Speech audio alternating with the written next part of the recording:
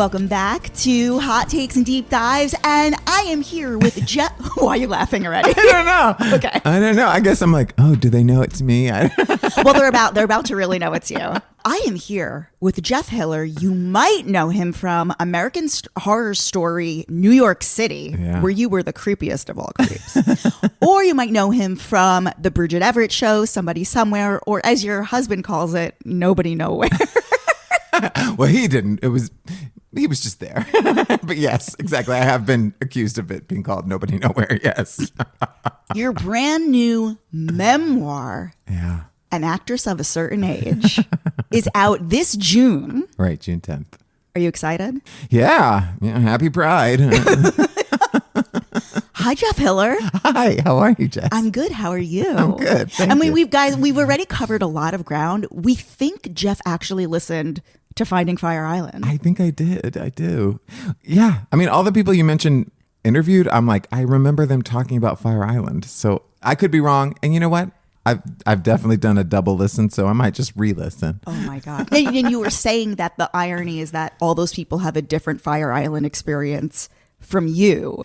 Yeah. Well, first of all, I guess everybody does, because it is a very personal experience or whatever. But like Joel Kim Booster is like all about the parties and I'm like, oh, I don't even think I can make tea. I'm not going to even make it to low tea. I'm just gonna sit and read a book. Well, do you usually? There's no like hot sex happening in the dunes for Jeff. Do you know what I'm saying? It's more like I'm like, wearing a large hat and a caftan and catching up on this novel I wanted to read.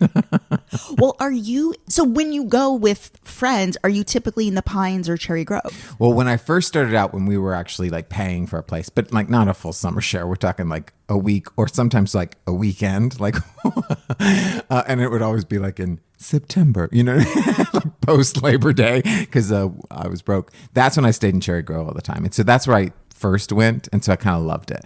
But then my friend Sue, and this is why it's a different Fire Island, my friend Sue, her family has owned a house in the Pines since the 50s. And so it's like her straight family, like her straight uncle and aunt had this place since the 50s, and now her cousins have it now that her uncle and aunt have passed. And so we sometimes go out there. Like we went out there during the high pandemic, just the three of us, and because we were a little pod. So in that sense, I've been in the Pines a lot lately. One of my favorites. So I had to binge your book. Sorry, which is 100% my fault. My manager's assistant was like, "Have you sent that book yet?" And I was like, "Was I supposed to do that?" I'm not the most organized human. I know that from reading your book. Yeah, that's right. And so I have spent the past 24 hours binging. Oh my God, I'm so sorry. An Actress of a Certain Age. No, I legitimately loved it. I'm so glad that I read it with my eyes, which is so rare for me because I'm such an I am such an auditory learner. Yeah. So if there's an audiobook, like that's how Same. So I guess I feel a bit smarter because I actually read something. And on a computer too. It's not you didn't even get a galley. You got like a it was hard. It was hard. PDF. Reading something longer than like an Instagram caption is like hard these days. I mean, not hard, but like for me, like I'm an idiot. Yeah, so. We have to retrain our minds. Yeah. To be, I know.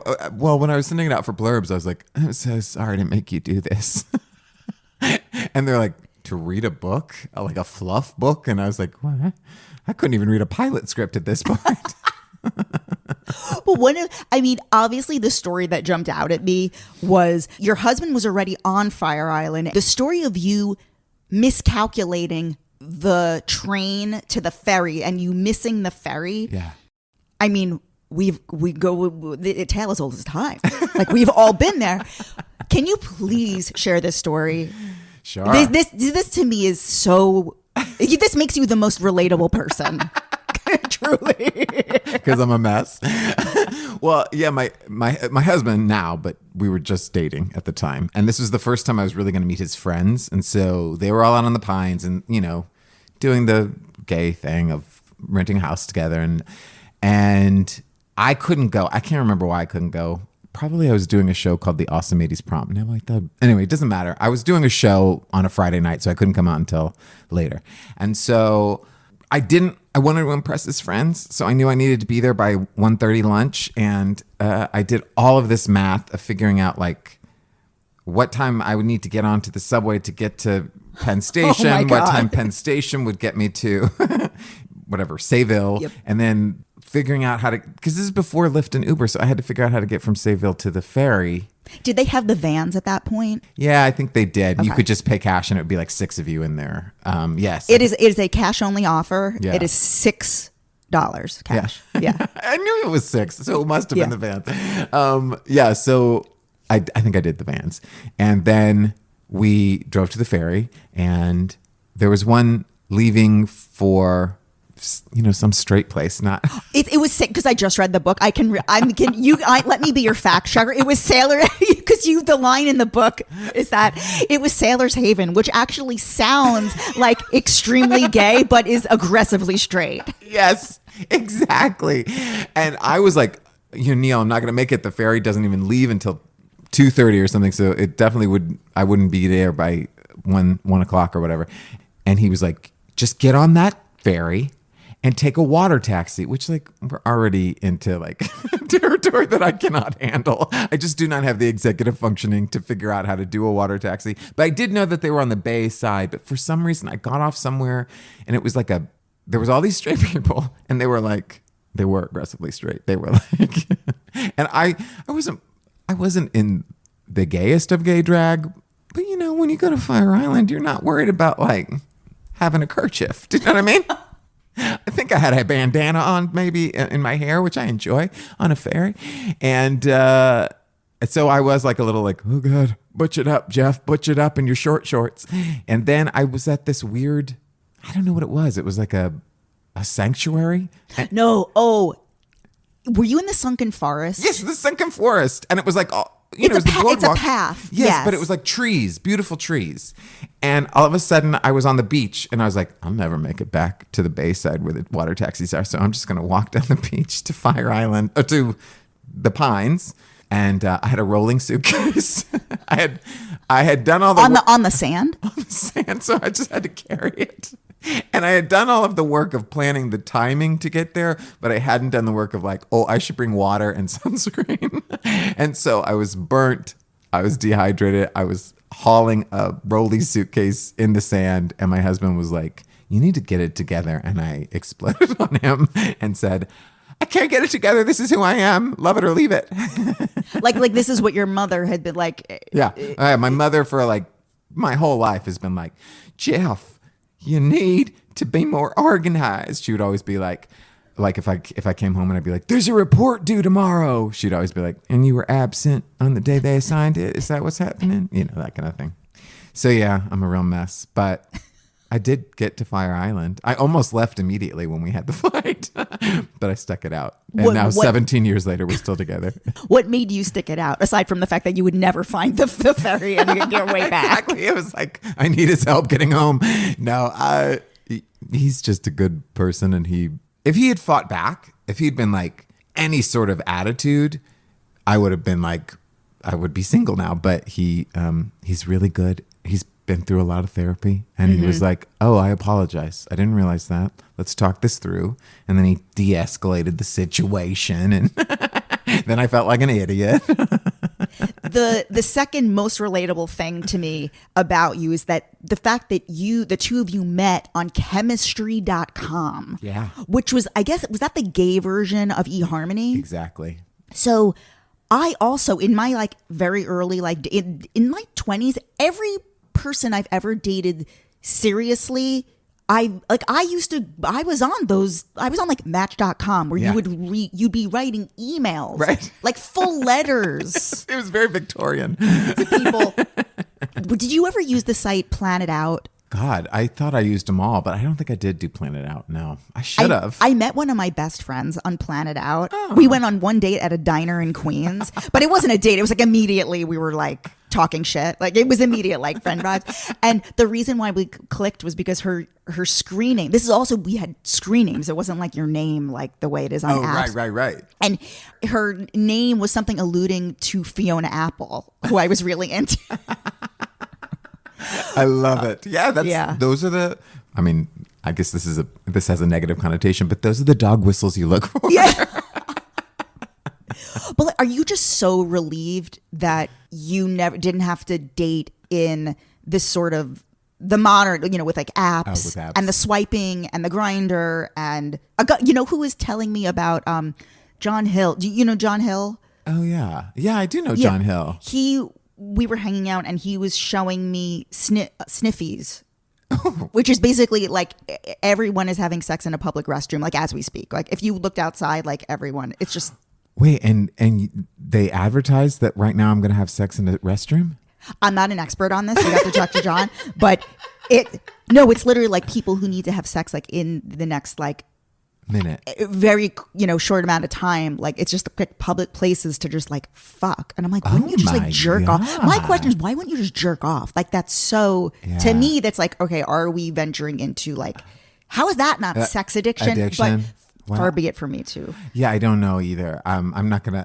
But my point, since I don't even understand the app, I better not criticize it. So my point is, aren't you happy that you don't have to deal with sniffies? Well, yeah. I mean, I suppose you could just choose not to as well. But yeah, I guess I am.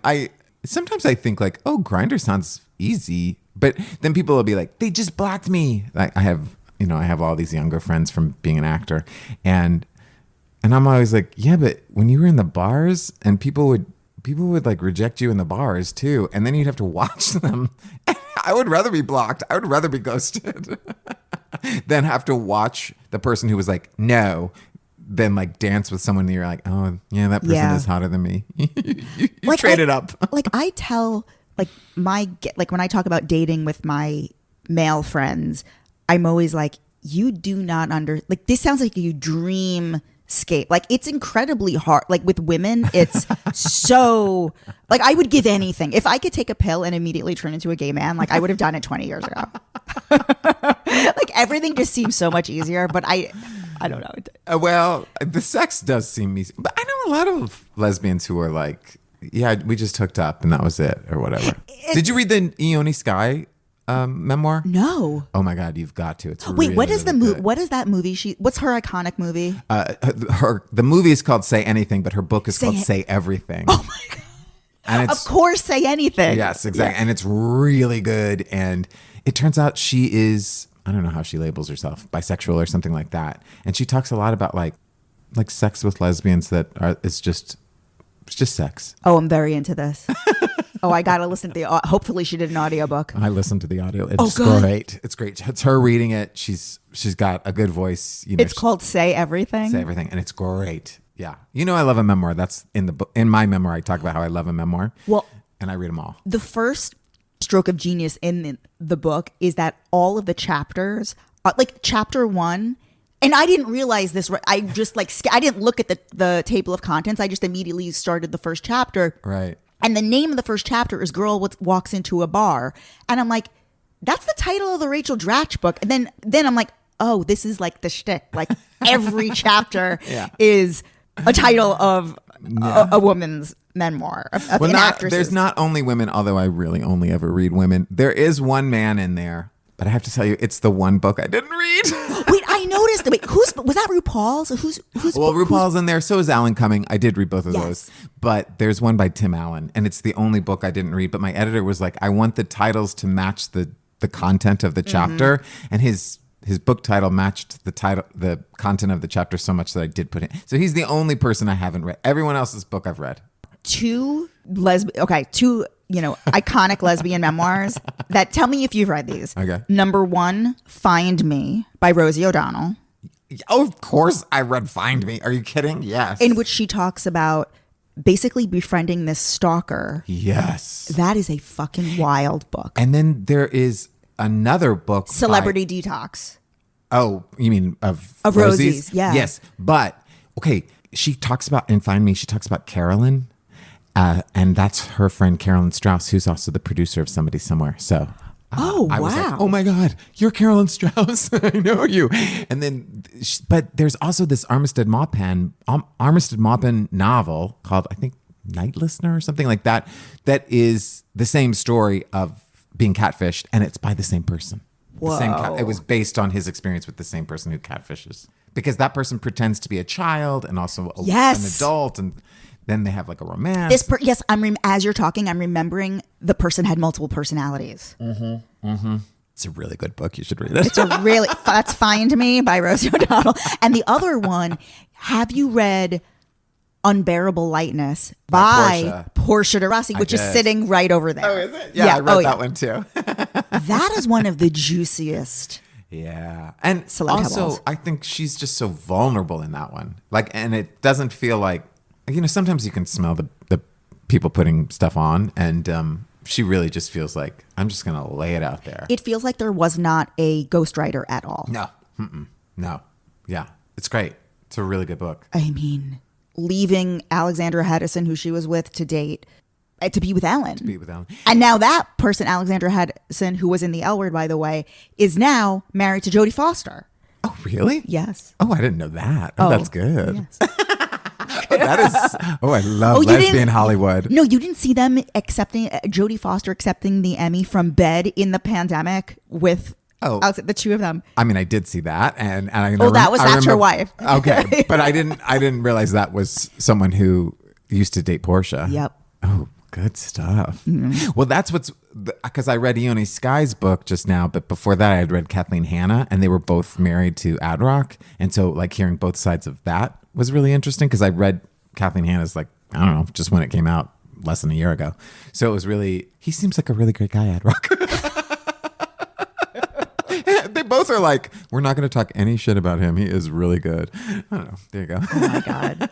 And now that I'm thinking of it, the third most relatable piece of the book for me personally is you talk about how when you got the email from Bridget Everett inviting you to audition for Somebody Somewhere, you would take it. Like, I love how you kind of chronicle like a bunch of your different horrible day jobs. And one of them, it's you aggressively trying to figure out how to make numbers add up in Excel.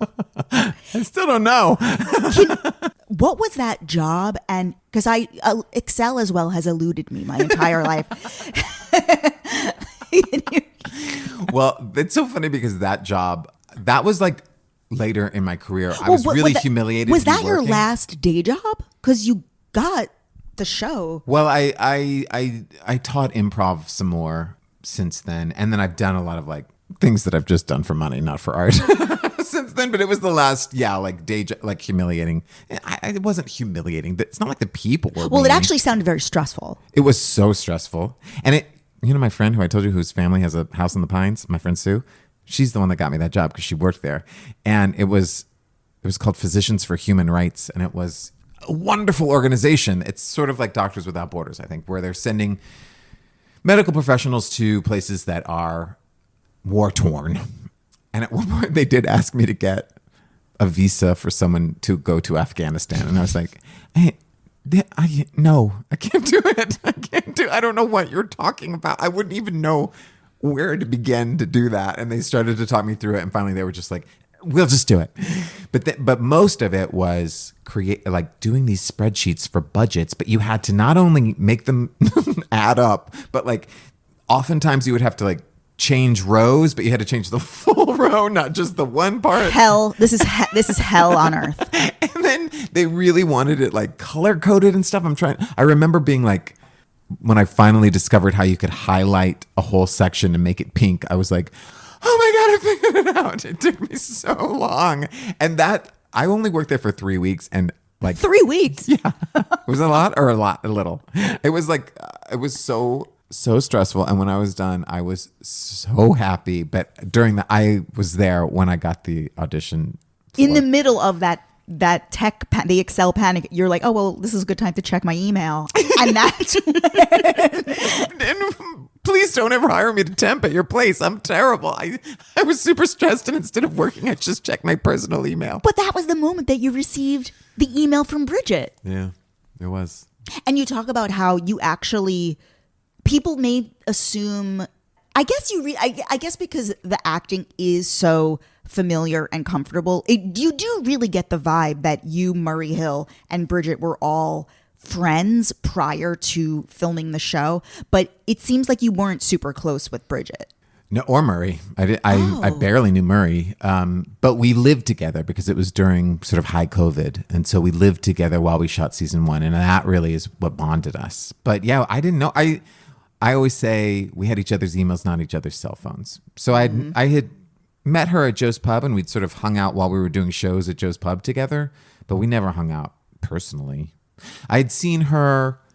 She has this friend who was friends with my friend, so sometimes I would see her at parties or something like that. But and it was always like, oh my God, hi Bridget, I love you. But I was really more of like a fan.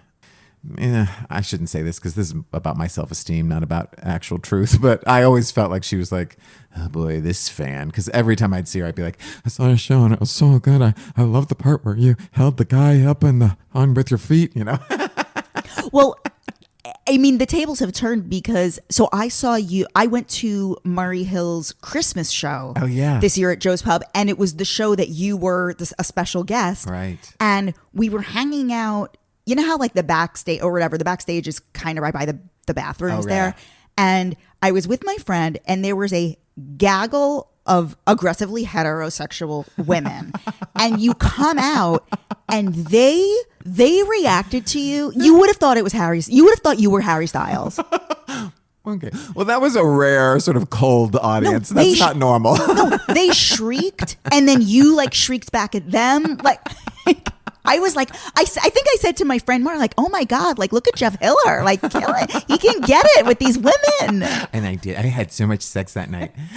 Let's just say I can walk down the street absolutely just fine. But there is a very small group of people that watch that show. But the people who watch that show love that show. And I played the character that was so nice and was like a really good friend. And so a lot of times people just want me to be their friend. They want to get drinks or have a hug.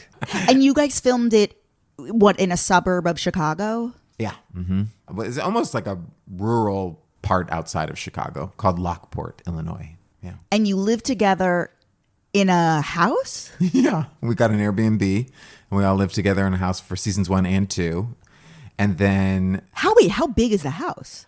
Well, the first house was crazy big. It was like insanely big. It was like our director Rob Cohen called it the Ding Dong Dorm. It was like a house that like a Real Housewife would live in, like built in like 2000 and like grand, but you know, budge, you know, like it had like a double staircase as you walked in, and like a fireplace you could see through, and that kind of a thing.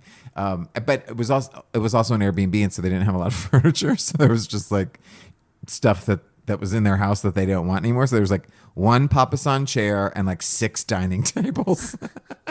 How many bathrooms? Well, that was the thing, is we all had our own bathroom and we all had our own kitchen. That's amazing. Oh, so they were like little apartments, I guess. No, it was just this huge house where there was like a full kitchen in the basement, a full kitchen in the like main floor, and then Murray was staying in what like probably would have been like a servant's quarters or whatever, and it had a little kitchenette. So we all had our own kitchen. I mean, I don't cook, so it was just like where I kept my seltzer. How long did it take to film each season? Like, how long were you physically on location? 7 weeks. Oh, quick. For 7 episodes. Yeah. Okay. Yeah, quick, super quick. Here's my question. Why was the show not renewed for a 4th season? Because it seems like it's extremely popular and everybody watches it, and that the numbers would only be going up. I don't know. I have no idea. I mean, I think a lot of people have been telling me like, I just started it. Why isn't there another season? I'm like, probably because you just started it. But I think, you know, it's a small show. You know, the numbers are not great. And I think also maybe HBO was sort of like, it's not even just HBO, you know, it's like Warner Brothers and this big conglomerate, and they probably have all sorts of things that need to be done that, you know, this show didn't. Did you know, or like, did the writers know that this was the last season going into it? Like, was that written intentionally as a series finale? No. Mm-mm. No, we didn't know at the time. But I think they've always sort of thought like this is probably the last one. We never got a renewal in a way that was like every episode was written as the series finale. Exactly. Because we didn't, I think like, you know, we didn't get awards. We didn't get attention. Didn't it win the Peabody? It did get that award. Yeah. Of all awards, that's the biggest. We didn't get awards. A Peabody Award. I think the Emmys, we never got nominated for an Emmy. So I think your role in American Horror Story, New York City, I loved when, you know, Sandra Bernhard's in that. That as well. Yes, I know. She's like one of my all-time favorites. And I love when they go to Fire Island. Yeah. And that, but it's meant to be in like the 80s or the 90s. And I love that whole sequence, like the scenes shot there and how they recreate it for that time. Yeah. And they really shot on Fire Island. I know. They like actually went out there. My character was only in one scene on Fire Island, and it was an interior, and I was cutting up a body. So they had to make that set so we didn't like stain some queen's carpet, you know? So you didn't go to Fire Island? I didn't not with them. No. Right. To cut up the body. You didn't have to. I didn't have to go there. No. Get on the ferry. I did that in, I don't know, Brooklyn or Queens or something. When you came in, I asked where you live. And for some reason, I assumed you would live on like the Upper West Side or like Midtown. But you told me you live on the Lower East Side. Yeah. How did that happen? Well, we did live in Midtown. We lived on 57th Street for a long time. And then my husband wanted to buy an apartment, and the one he found was on the Lower East Side. So I moved in with him and got married. So if he dies, I get that place. I'm no fool. It's funny because my husband is an artist, and he has this documentary that's actually, I think it's still up at the Museum of the City of New York, all about how New York changes and how, I mean, he made this 10 years ago, but it's just about the only consistency in New York is that it's constantly changing. What's it called? It's called Stories the City Tells Itself. Ooh. Yeah, and it's people sitting. He's a visual artist, and it's people sitting on a chair in front of their building on the streets of New York, talking about how New York has changed, and it's really great. I mean, the one big thing is we got a dog about 2 years ago, and I've really noticed that like there's a lot of chicken bones and pizza crusts on the ground. You really only see that through the eyes of a dog. Those were always there. Okay, yeah, that probably hasn't changed. I'm just noticing it. When you first, I think you've been living in New York, like over 20 years? Yeah. Mm-hmm. So where was your first apartment? My first apartment was in Harlem on 142nd and St. Nicholas. And then I moved to East Village on 6th Street. And then after 9/11, we got a good deal. And then I moved to Woodside, Queens. And then I moved to Cobble Hill. And then, first I moved to Prospect Heights, then Cobble Hill, then Astoria, then back to the East Village, then Midtown. Jesus Christ, why all the moving? Lower East Side. Jess, I'm not very organized. And so whenever my roommate would leave, I would be like, I guess I gotta all my roommates would fall in love and move in with their partner. And so then I would just find another friend who didn't have a partner and move into their apartment. Okay. That's why. I never had, none of those were leases. I was just a roommate on all of them. This makes a bit more sense. And so, wow, that is wide, vast, and varied. Okay. So, but never the Bronx, never Staten Island. So let's say, those are so many fucking neighborhoods. What were your three best experiences of all time? There's so many to choose from. I do love the Lower East Side. I like being in Manhattan. I loved Midtown. I lived there when I was doing a show on Broadway, and it felt like I am amazing. I am a New Yorker.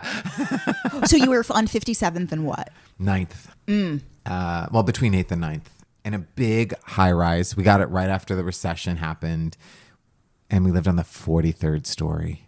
Oh, whoa. And you had this incredible view of northern Manhattan. You could see the George Washington Bridge. It was just like all this light and beauty, and felt very New York at night, and you could see all the lights twinkling and stuff like that. And we were right by Central Park. We were right by a lot of my places I lived. There's like no grocery store nearby. So it was like, there's multiple grocery stores. It felt so, fancy. I like how you say, I want to read this quote that you wrote about yourself. Oh, good. I love being quoted back to myself. Okay. I love this because this is you in your 57th Street era. Okay. The only gay group I belong to is the show queen. A show queen is a femme-leaning, musical theater-loving, prissy type of gay man that has been lampooned in film and television from the 1920s up until last night. It's nice to be part of a group, but unfortunately, the show queen is a category of gay man that is universally declared to be unfuckable. I stand by it. So that was you living on 57th between 8th and 9th. Yeah. No, so I mean, I love this. I mean, do you really identify with this? As a show queen? Yeah. Yeah. I know who Adam Gettle is, so. Who is that? Adam Gettle? Oh my God. Well, he's a musical theater writer, but he's also the grandson of Richard Rodgers and the son of Mary Rodgers. Oh, shame on me. Okay. So who are like your big growing up loving theater? Floyd Collins is coming back. Growing up loving theater. So for example, Ben Rimmelauer. Yeah. The thing that hooked him and pulled him literally through his Walkman was listening to Patti LuPone in the soundtrack to Evita, like the original cast recording. Yeah, exactly. And Ben would correct you on that. Yes, I'm sorry. I am deeply sorry. I was thinking Madonna at the soundtrack. No, the original cast recording. And so who is your Patti? It's probably Patti, actually. I mean, who did I first? For me, it was Rent, the show Rent. Oh my God. Me too. I just saw the Jonathan Larson project. I did too. I just saw it on Friday night. Wait, do you know that it's closing on Friday? I know. Isn't that terrible? I am shocked. Yeah. Such a great cast, too. But I think it's like, there's kind of an IP associated with it, and but it's not like, it's like you need to be Harry Potter these days. I was shocked because it is the Orpheum is a small, this is where Big Gay Jamboree would, like, this is a small. Stomp for many, many years. Yes. It's a small theater. How crowded was were there like empty seats? Like, I'm trying to figure out, were sales that low? I guess so. I mean, I don't know. Were there empty seats? I didn't really notice. I didn't take that in, but I was sitting pretty far down, so maybe behind me they were. I don't know. I loved it. I felt my note would be, and also this is my note for everything I see is, so it was 90 minutes. It should have been 75. They should have, if they had cut like 3 or 4 songs. Yeah. And there were a few songs where I was like, I wonder if Jonathan Larson would be, like, there were some that he wrote like in college, when he was learning the craft, that he might, even at 35, be like, oh no, this is meant to be just in a notebook somewhere, not to be performed on the stage. And but I found that really interesting to see his growth and to see where he started. There were probably some songs that could have been cut for sure. For some reason, I am so shocked to hear that it was rent free, because it was rent for me. It was rent. I don't know why I'm saying this a question mark. It was rent for me, period, the end. And I guess I'm so surprised. I would have thought something more. Well, I mean, it's not really true completely, because I did, like, I had the 2-disc set for Phantom of the Opera and for Cats and for, I guess I was a big Andrew Lloyd Webber fan. What else? Little Shop of Horrors was really the one, the film version. Okay. Where I was like, I love, because I lived in Texas. I didn't have access to Broadway. But something about Rent, listening to it over and over and over again, made me just fall in love with not just the pretty music, but like the story and the emotion and the and also it was like my generation, and it was talking about things that like were kind of taboo, and that felt like new and unique and fun, and so that was really the one that like sucked me in. But also Little Shop of Horrors, I knew backwards and forwards. I had an Ellen Greene impression, and it was way better than Susie Toots, I'll tell you that much. And I got to work with Alan Menken, and but I also worked with Steve Martin, and both times I had to just be like, don't say it. I said to Alan, I was like, Little Shop of Horrors was really formative in my life, and he was like, oh, good, Jeff, good. But I didn't even say it to Steve. Oh my God. And so who are your, like when I say who is your Patty, I mean like who were your divas? Oh, well, Daphne Rubin-Vega, for sure. I once even, I had her as my impression on a, for a sketch show. They were like, do several impressions, and one of them was Daphne Rubin-Vega, which is like a ridiculous impression. What were you auditioning for? Well, it wasn't for SNL. It was for Mad TV. Oh, I used to watch Mad TV. Yeah, I screen tested for it. I was really excited to maybe be on it, but they said no. And you picked Daphne Rubin-Vega for the first audition, and then I was told to not do that again. Can I get a taste of the impression? What's the time? It's gonna be close to me. And you thought this was going to translate to Middle America. Right, which is so stupid because like Daphne Rubin-Vega is like a super talented actor.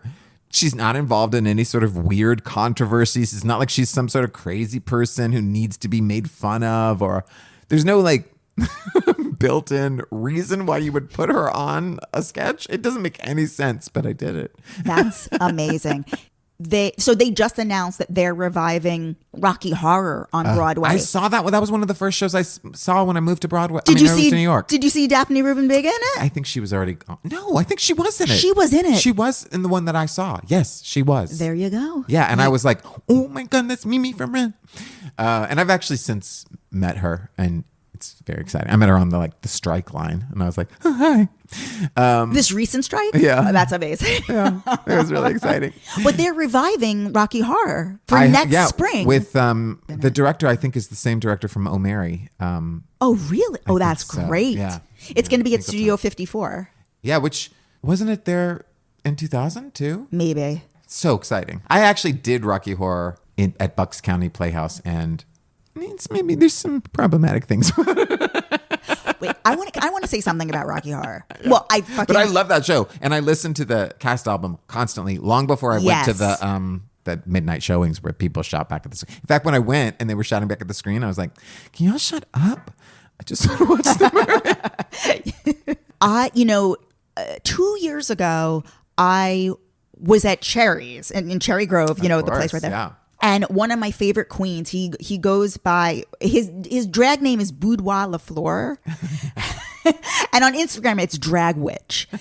Anyway, I don't know why I'm giving all these details. But his real name is Buddy. And I've gotten to know him. I interviewed him for the Finding Fire Island doc. So he's in it. Anyway, he was doing a solo drag show on Monday nights, which I think are the best nights on Fire Island. Sunday and Monday nights are the best for me. Oh. And he was doing a solo. All the riffraff are going. All the riffraff are going. And he performed live singing Sweet Transvestite. And he even said something listen, because that could be seen today as being politically incorrect or whatever, but he was kind of saying no, this was the time and we're not changing it. Yeah, that part I don't really have the problem with. The part I have the problem with is we were doing it right during the Me Too moment. It was 2017. The New Yorker article about Harvey Weinstein had just dropped, and so there was all this discussion about consent. And then there's this crazy scene where Frankenfurter pretends to be Brad to have sex with Janet. And then vice versa with Brad, he pretends to be Janet. And so that's the only part where I'm like, oh, this made me... But the music is so great. In fact, my first solo show, Grief Bacon, I had this whole story set to over at Frankenstein Place, where I sang it less rocky and more like a ballad. Yeah. To me, Rent, Rocky Horror, Hedwig... I like the rock hair. I like the rock infusion of stuff. It's just more edgy and I like it. Hedwig was another show I saw when I first moved to New York. And it had Ali Sheedy in it. And I didn't understand what was happening. But then when I saw the film, I was like, oh, this show's great. And I saw the Broadway revival. Great. Were you a fan of Queer as Folk? Oh my God, yes. In fact, I did Rocky Horror with Randy Harrison. Really? Yeah. Oh my God, that's great. Yeah. How was he? Really good, surprisingly good. He can sing? Very well. Wow. He also played the MC in Cabaret. In New York? I don't know. Definitely on tour. To me, I loved Queer as Folk. Oh, me too. Are you kidding? by then I was already living in Denver. And so I got cable just for Queer as Folk. And I got the DVR just for Queer as Folk because I wanted to be able to rewind the sex scenes. And it was, I mean, I was already out by then, but it was like, holy crap. This is sex on camera and so raw. And now I think probably if we watched it now, we'd probably be like, oh, what?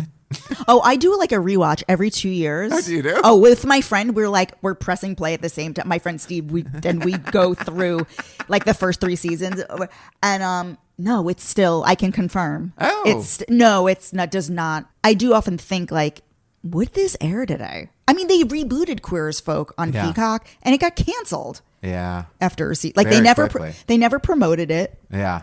Whereas the original Queer as Folk lasted. This was the era where like. There were like 22 episodes a season, and it lasted 5 or 6 seasons. That was a lot of episodes. That's a lot of sex. God, I did not realize it was that many. That is wild. Yes. Oh, because they were like following the broadcast network schedule. But that makes more sense why there were maybe some filler episodes. You know what I mean? Sometimes there would be You're like, thinking of the filler episode.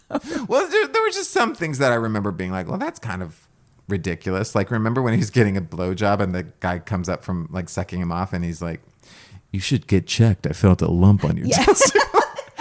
Even at the time I was like, what? No, but that was a whole cancer storyline for Brian. I know, he did good. They saw it through. No, the one thing that I didn't like was the like weird moment where Emmett became an ex-gay. I didn't like that. That was weird. I was like, come on, Emmett, of all of us, Emmett. I agree.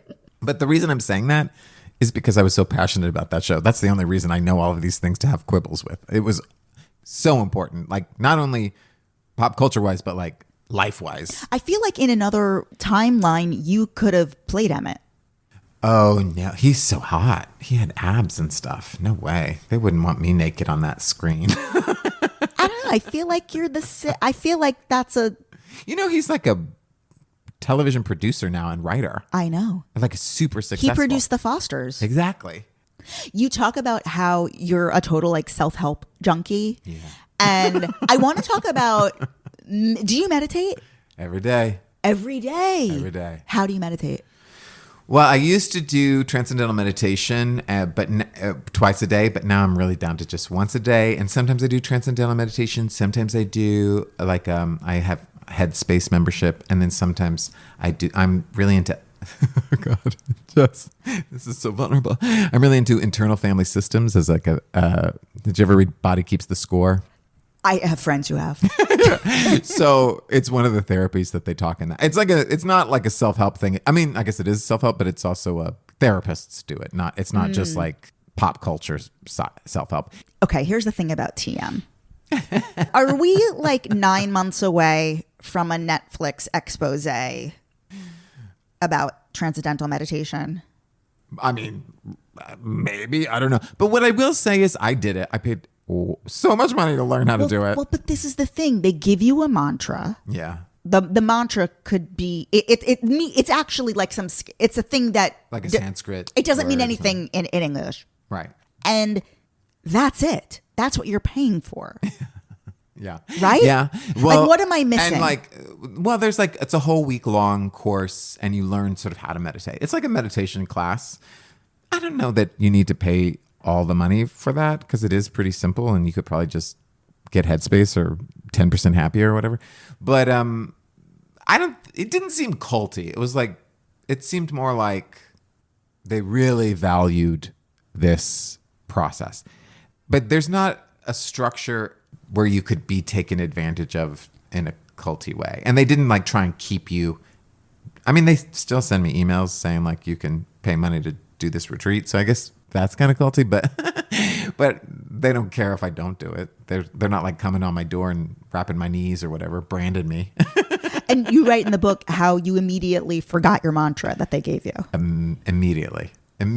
And then I found out it was not only a joke in a Woody Allen film, but it's also my transcendental meditation instructor was like, everyone forgets it. And I was like, oh man. So they just give you a new one? No, he gave me the same one. Oh, I guess they have them all written down Yeah. or whatever. But I think, like, I know Patti LuPone once said, like, that they all had their mantra and you're not supposed to tell people your mantra, but they did in a dressing room and they all had the same mantra. Okay, we have the makings of the documentary, right? That's Which I think there might be like 5 or 10 mantras that everybody has, and they choose which one is for you by, I don't know, your eye color. I have no idea. that. So what is your next? What are the big plans for the book? Like, are you going to be going on like a book tour? We're gonna have a big book release thing at Symphony Space. Well, something else you're doing is you're performing your one-man show I am? in Cherry Am I? in Cherry Grove this August. Oh my God, I forgot. You're totally Jesus right. Christ. No, that's so funny because my friend. That is so crazy. I need to put that in my calendar. Oh my God, you are a mess. My friends, I'm very ingrained in the community, and my friends run the Cherry Grove the Arts Project of Cherry Grove, and I was booking an act and like there, and you're going to be a few weeks early. I'm like, oh my God, Jeff Hiller. Well, that's so funny because Sue, my friend who's The house. yeah, Yep. her uncle and aunt used to do all of those, like, remember in the 90s when they were, I don't know, I guess you do know because you've researched the place. So in the 90s, they would do like full, like, damn Yankees. They were doing this from the 50s. Yeah. And so Yeah. they were in that. So their house has all of these like show posters, Oh, I want to see this. I got to get into this house. but they were straight. And so they would that's go amazing. and be in these shows with all of these queens who were dressed up in drag and everything. And that they became these incredible allies by geography. And they owned the liquor store in the Pines Liquor or whatever. Pines Liquor Shop, where everyone in New York City is walking around with that on their back, those T-shirts. Exactly. Yeah. They owned it. They don't anymore. Wow. But they did. And he bought it like he had a very successful job in the city in I think business of some sort. But they just bought that as like a fun. That's so great. And all the kids from Sayville would work there and stuff. Mm-hmm. So they have like the people who own it now worked for him. And so what are you going to do in your one-man show once you get it in your calendar? Honestly, I was just like, oh, reason to go to Fire Island for free? Oh, let's do it.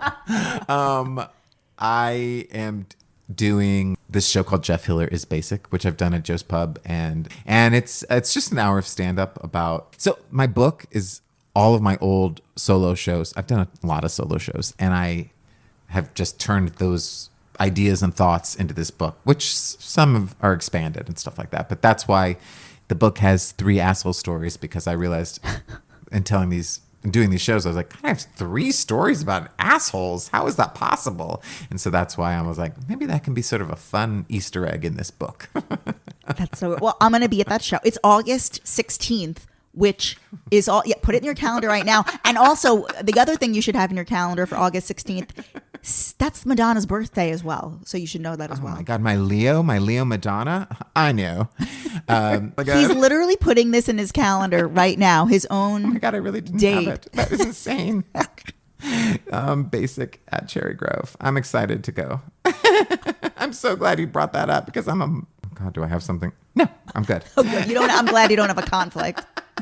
I'll be there. Oh, I can't. I'm going to Madonna's birthday party. This has been so fun. When does the book is available for pre-order now? Yes, and you can order an autographed copy from Strand Books, which mails not only domestically but also internationally. And it comes out June 10th. Right in time for Pride. Right in time for Pride. Well, it's funny because my editor told me, like, we're going to release it during June for Pride. And I was like, that is so ridiculous. This isn't a gay book. This is a book about me. I just happen to be gay. And then when I was rereading it, I was like, God, this book is really gay.